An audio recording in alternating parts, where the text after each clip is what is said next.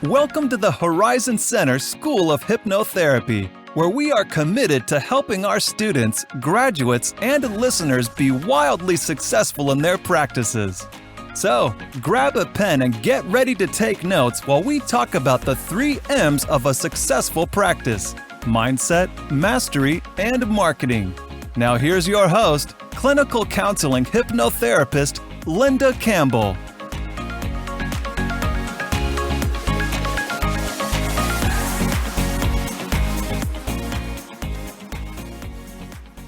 Have you ever finished a consultation with a client who has a complex backstory or a lot of goals or symptoms and thought, yikes, this is a lot of information. I have no idea where to begin. If so, then this episode is for you. In this episode, I'm going to be giving you 5 different ways to begin when you're working with a client who is complex or has a lot of symptoms going on. And so let's just jump right in. The first option is to look for common themes. Now, sometimes you're going to get a client who has all kinds of different goals that they want to work on, and you can't find anything in common between them. Maybe they've got a pain, and they have a fear of heights, and they want to quit biting their nails, and they want to improve their golf game. If you can't find any commonalities between them, I suggest that you ask the client to pick the goal that they're most excited about, the one that would have the biggest impact on their life, and start there. Oh, you're getting kind of a bonus one. That's not one of the 5, that's just a suggestion. Now, the reason for this is if we try to do too much in a session, it just kind of waters the session down. I used to use the analogy of, when my son was little, if I told him, brush your teeth, wash your face, get your jammies on, pick out a bear, pick out a book, and meet me in your bed, he'd probably do one of those things. If we try to give the subconscious way too much to do, it ends up not doing anything. And so if you can't find any commonalities between the symptoms or the goals that the client wants to work on, then again, pick the one or get the client to pick the one that's most important. And I'm going to give you a strategy for doing that in a moment, just in case you or the client can't figure it out.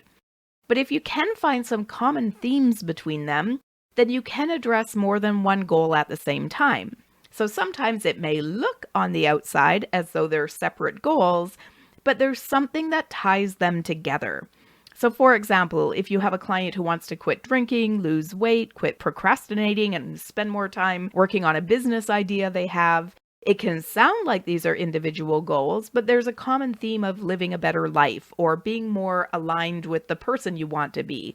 If you can find something that ties the goals together, then you can work on that theme and then just address the separate symptoms as a part of that. So in hypnosis, it would sound a little something like this. In our consultation, you told me that you really wanted to live a more healthy and satisfying life, and that involves working on this business idea, being in a body you feel good about, and not drinking. And so we're going to do some work to help you shift all of those behaviors so that you can be the person that you really want to be. So sometimes there's really one goal, but it's showing up in several areas of the client's life. I'm not the person I want to be. I'm not doing the work I want to do. I'm not in the body I want to be in. I don't have the habits I'd like to have. And so again, in this case, you're looking for some commonalities between the goals. Are they all about having a healthier lifestyle? Are they all about being more aligned with your ideal self? Are they all about letting go of old habits that don't suit you anymore, updating them with more recent, current, healthier ones? What do they have in common? Now, the next approach is to look at whether there are any primary and secondary symptoms. I have a client who came to work with me to work on her anxiety, and she also let me know as kind of a side note that at some point she'd also like to work on her drinking. Now, she's using the drinking to manage her anxiety. So, the anxiety is the primary symptom, and the alcohol use is a secondary symptom. If it weren't for her anxiety, she probably wouldn't be using alcohol the way she is. She's using it to function better because the anxiety overtakes her.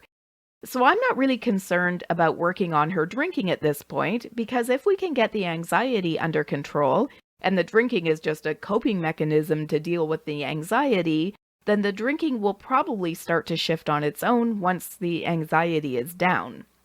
Now, sometimes one of the symptoms is really a symptom of another symptom. If the drinking is really a symptom of the anxiety, then I want to start with the anxiety, and probably the drinking will take care of itself. If not, we can always work on the drinking afterwards when her anxiety starts to calm down. So I don't want to take away somebody's coping mechanism while they still need it, because they're just going to find another coping mechanism, or they're going to be resistant to letting it go in the first place. If I start my work with her on, let's get rid of your drinking, and now she's got this anxiety that's out of control because she's not doing anything to mitigate it, then she's probably going to hang on to the drinking to deal with the anxiety or go back to it. We're probably not going to get very far trying to get her to give up her drinking. I'm working on them in the wrong order. So there's this kind of domino effect going on. As a result of the anxiety, the client is using alcohol. And there could be symptoms of using alcohol as well, sort of tertiary symptoms, if that's the correct term. Maybe the client has guilt or shame, or they beat themselves up over their alcohol use. Now, if I started there, let's improve your self-talk, let's deal with the shame, without addressing the drinking or why the client is using the alcohol in the first place, the anxiety, again, I'm going in the wrong order. I'm starting with the wrong domino. If I start with the domino of anxiety and I clear the decks on that, we can reduce or eliminate the anxiety, help the client feel better, then they're going to be less likely to drink the way they have been, and therefore not have the guilt or the shame or beating themselves up that comes as a result of the drinking. Let me give you some more examples. Sometimes a client might be procrastinating because they have a fear of failure. If I work on that fear of failure, which is the primary symptom, the procrastination will take care of itself. The procrastination is a secondary symptom. It's a byproduct of the fear of failure. As long as I don't put any effort in, I can't fail. Another example would be a client who has had some sexual trauma who's hanging on to weight. The sexual trauma is the primary symptom. The weight is the secondary symptom. If I just try to take away her weight, which is a coping mechanism, a way to feel as though she's not going to attract unwanted attention, but I haven't worked on the trauma, she could be resistant to letting go of the weight. And so that's approach number 2, sort through the symptoms. Figure out which are secondary and which are primary and begin with the primary symptoms. Trust that as you work on the primary symptoms, the secondary symptoms will begin to alleviate, and if not, you can work on them after you've worked on the first one. Now, the third approach is to use the client's subconscious to help you get clarity as to where to begin. So this approach works whether the client has several goals, or there could be several contributing factors that cause a client to have a particular symptom, and you're not sure which factor to start with. So let me give you an example of each. The client with several goals is easy. This is the client who comes in and says, I want to quit biting my nails, I want to deal with my depression, I want to improve my golf game, and I want to work on my communication style. Now let me give you an example of a client who has several contributing factors. This could be the case with a client who has anxiety. Maybe they grew up in a chaotic environment. They had a parent who was an alcoholic. They had another parent who was anxious, so they saw anxiety being modeled growing up. In this case, there could be a few reasons why the client has anxiety. It could be a result of the environment they were in. It could be a result of the modeling they received. And if you're not sure exactly where to begin, then this approach will help with that client. So this approach helps you to sort through all of the information the client is giving you so that you know where to begin. It's a script that I've written that I call choosing from more than one goal. Now, I'll explain how that approach works. So what you do with this technique is in hypnosis, you get the client to give you a number between 0 and 10 for how important it is for us to work on whatever the thing is at this time. And it's not ranking them. It's not like there's going to be a 1 and a 2 and a 3. It's really just getting the subconscious to tell us how important each thing is. You could have all 3s or 5 10s or maybe no 10s. So once they're in hypnosis, I'm going to say something to the effect of, when you came to work with me during the consultation, you mentioned that there were 4 different things you wanted to work on. During our conversation, it was unclear as to where we should begin, so I'm going to ask your subconscious to give us some feedback to inform our direction. In a moment, I'm going to list off the topics that we came up with, and I'm going to have you, without thinking, just say aloud a number between 0 and 10.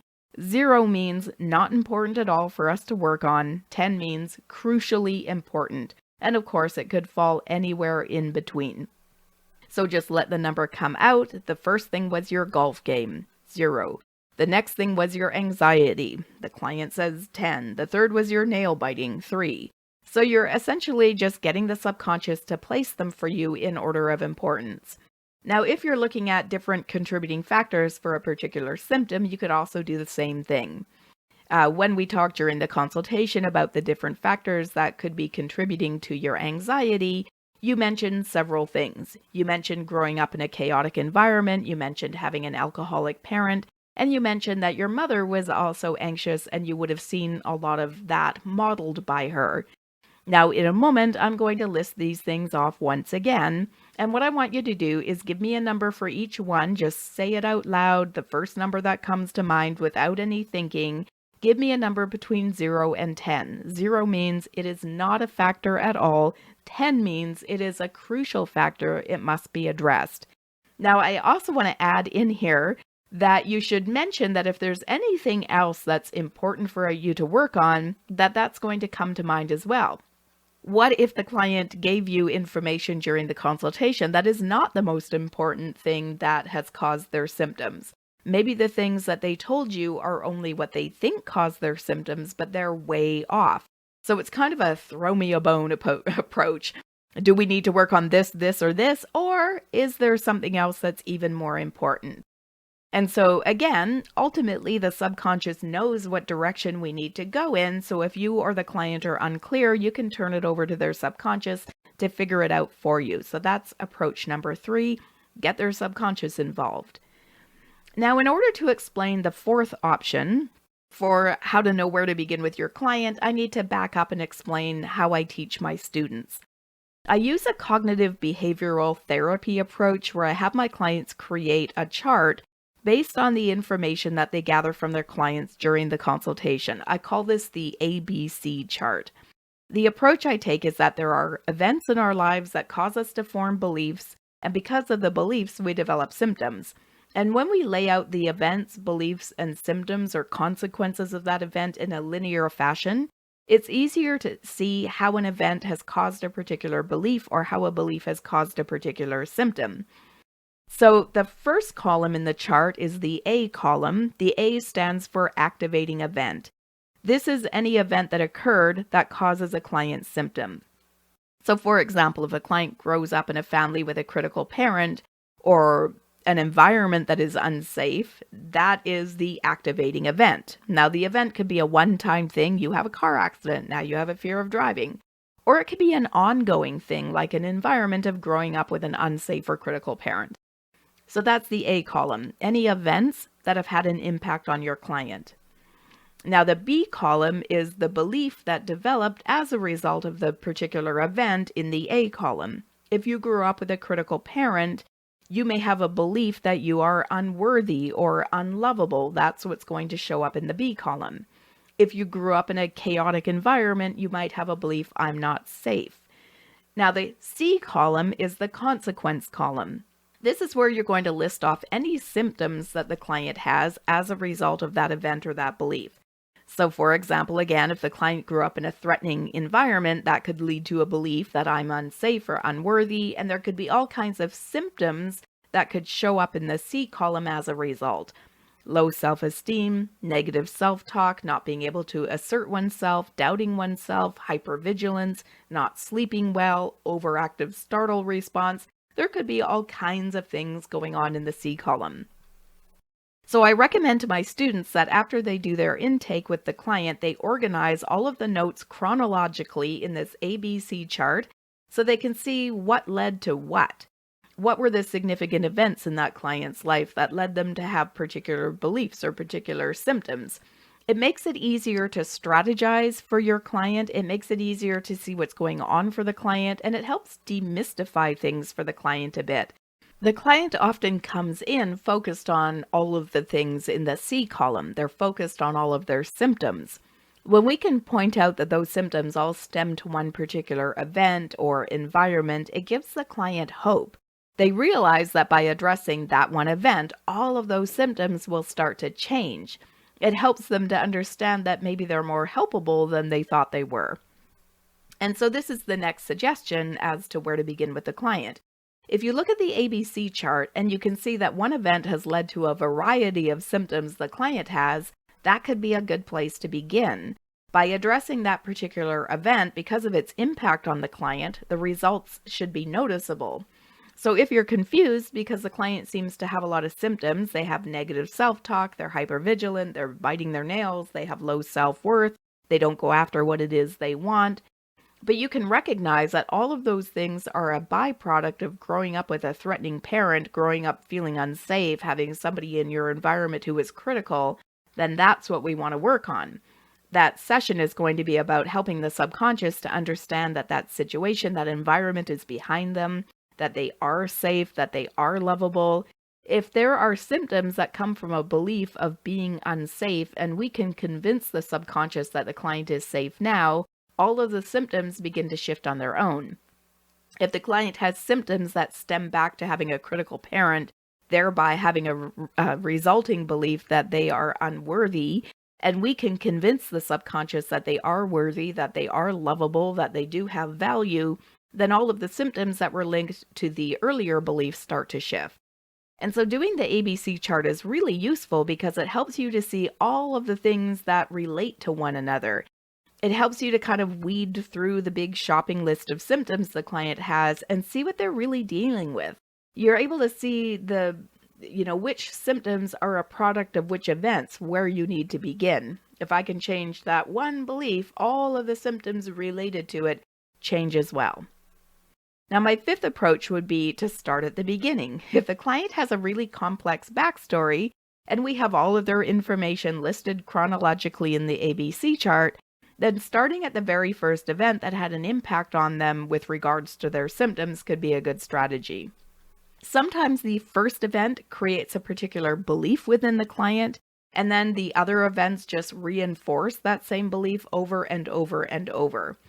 If you have an original event, for example, that causes you to believe something about yourself, it's really easy to default to that way of thinking the next time another event occurs.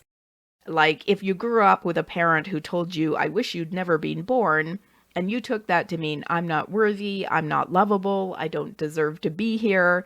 Then when you have a teacher who tells you you're, doing bad in math, or put your hand down and give somebody else a chance, it's going to be really easy to default to thinking that the teacher treated you that way because you're not lovable, you're not worthy, instead of going, "Oh, maybe the teacher just wants to give somebody else a chance."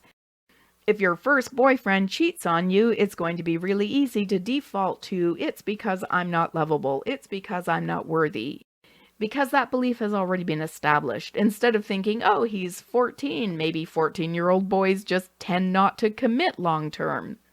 It's not because of my lack of value or lack of worth, it's because of this situation." Now, having that belief in place makes it easier to kind of interpret everything else that happens through that particular lens. So once we change the belief, once the client understands that their critical parent was critical because of what was going on within them, not because of some fault or flaw within you, when we can change that belief that "I'm unworthy" to "I'm perfectly fine," then it kind of collapses the impact of all of the events that came afterwards. Because if I was fine right from the beginning, then I'm no longer interpreting the other events through that lens of "I'm not enough." And so the fifth approach is start at the beginning.